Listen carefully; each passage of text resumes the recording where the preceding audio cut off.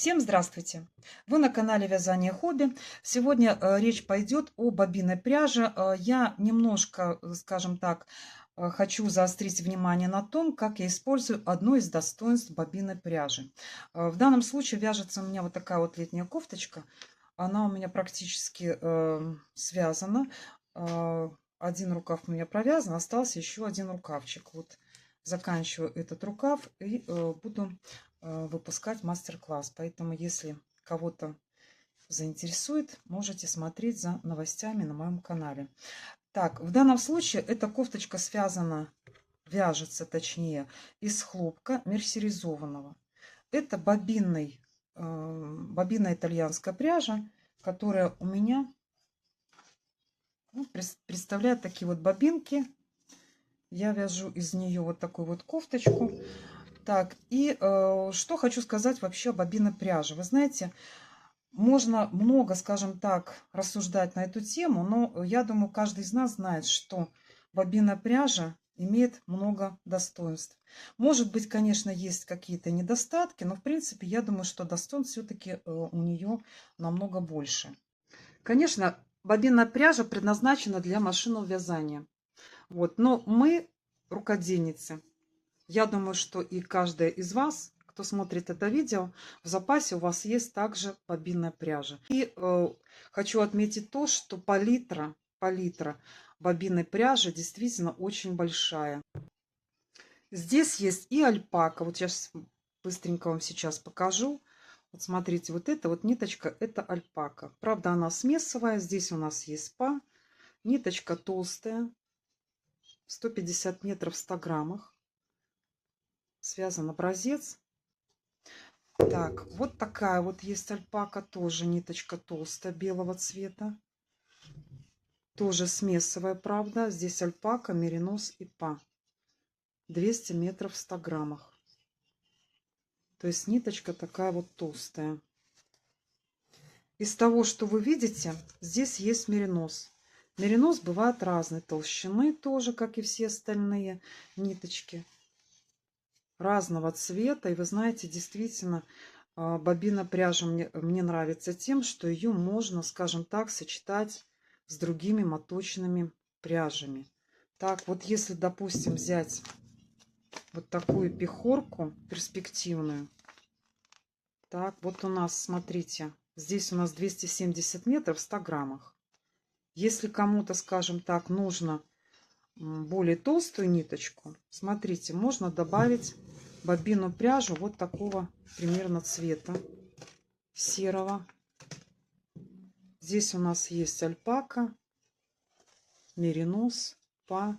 Ниточка тоненькая, 2200 метров на 100 грамм. Ну, вот эта вот альпака, видите, она прямо вот видна.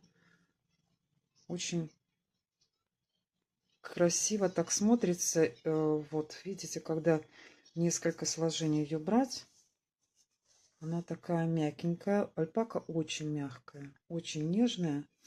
И смотрите, вот эту вот ниточку, пехорку перспективную, можно просто добавить, допустим, одну нить вот этой вот бобинной пряжи. Уже ниточка будет в итоге толще. И к тому же вот эта вот альпака, допустим, или мохер, если можно. Вот смотрите, есть и мохер разного цвета, так сказать.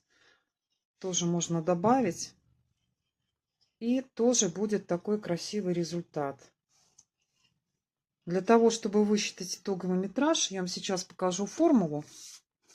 По этой формуле можно высчитать конкретно, какой будет в итоге метраж. Вот смотрите, итоговый метраж это М. Мы сейчас должны вначале умножить первый метраж и второй метраж, а затем суммировать. И дальше вот это вот наше то, что мы умножим, разделить на их сумму. Но обращаю ваше внимание на то, что мы метраж считаем на 100 грамм. Не на 50 грамм, а на 100 грамм. Так, и в результате вот у нас будет такой вот метраж этой итоговой пряжи. Это очень удобно, если кому-то, скажем так, не хватает толщины. можно добавить какую-то дополнительную бобинную пряжу. И ниточка, конечно, станет толще.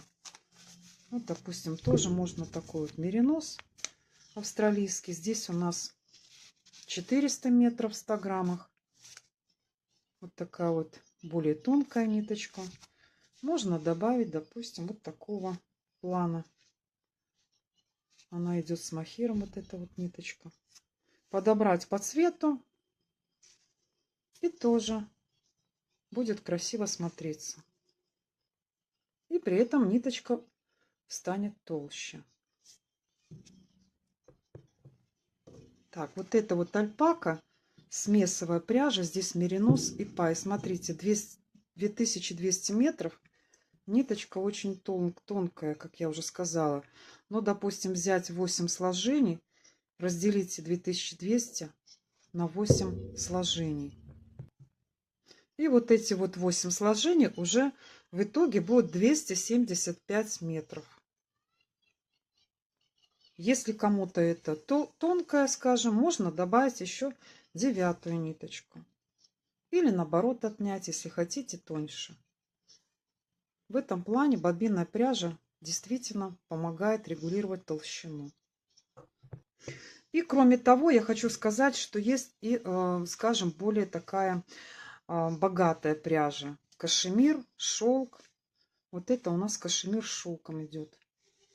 Различного цвета. Они есть действительно, они очень красивые. И действительно, в сравнении с моточной пряжей, можно такое разнообразие найти. Так, что касается еще одного момента. Смотрите, вот это у меня идет меринос. Так, это у меня идет меринос. И смотрите, какой на первый взгляд вот бобинная эта пряжа. Она пропитана, как мы знаем, специальным раствором, средством. Для того, чтобы ниточка при вязании на вязальных машинах хорошо скользила.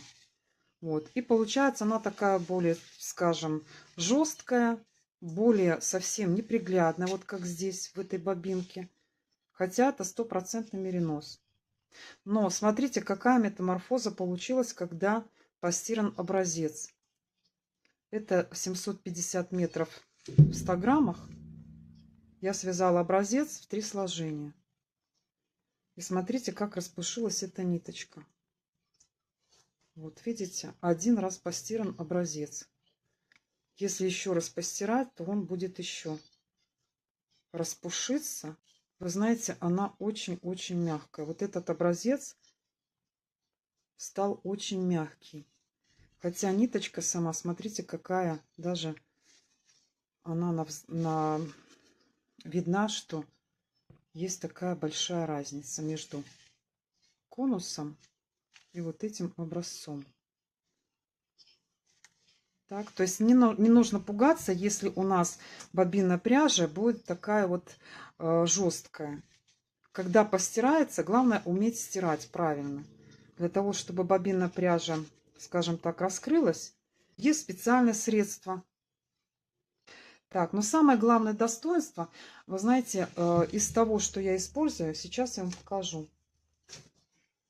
Как я уже сказала, вяжется у меня вот такая вот кофточка. И смотрите, вот рукав я уже полностью провязала. Остались у меня эти ниточки. Я вам сейчас покажу, почему я их еще не заправляла. Когда вязался у меня рукав, как и все остальное изделие, у меня были использованы 5 нитей. То есть я вязала в 5 сложений. 1500 метров метраж. Я вязала в 5 нитей.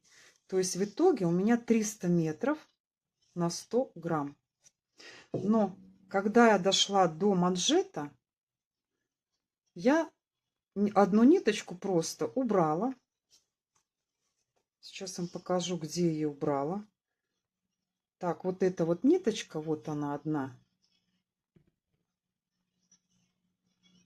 Вот она осталась. То есть я одну нить просто взяла, отрезала. И дальше я уже резиночку эту вязала в 4 сложения. Вот этот вот низ, скажем так, манжет, был более тонкий. Так, спицы я, конечно, поменяла. Здесь у меня было 3,25, а резиночкой я вязала уже на троечке. Но все равно, вы знаете, вот смотрите. Вот так вот смотрится эта резиночка. То есть по руке оно хорошо ложится. Так, и вот эту нить, скажем так, можно убирать уже не в 5 сложений, а в 4 сложения, да. Можно использовать такой вот метод, скажем так, внизу изделия. Но в данном случае я, правда, вязала тоже в 5 сложений. Смотрите, разница все-таки. Я не знаю, будет она вам заметна или нет. Вот. Здесь у меня 5 сложений, а здесь 4. По толщине оно не совсем, скажем так, видно, да. Но вот когда вот так вот трогаешь руками, то оно чувствуется, что немножко тоньше, чем здесь 5 сложений. Таким методом можно пользоваться, скажем так, не только вот по манжету рукава, но и по воротнику. Воротник тоже можно вязать немножко тоньше на одно сложение. Низ изделия, как я уже сказала. Если вы вяжете кардиган, то планки то же самое. Можно уменьшить, одну ниточку убрать, чтобы планка была тоньше. Так, и в завершение все-таки хочу сказать то, что бобина пряжа действительно привлекает тем, что она дешевле, чем моточная.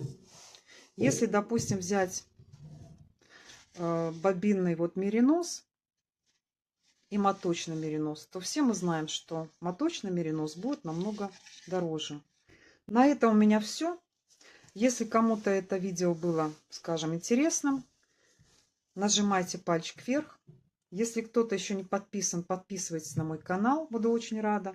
Переходите по ссылочкам в описании, там тоже есть много интересного, полезного по вязанию.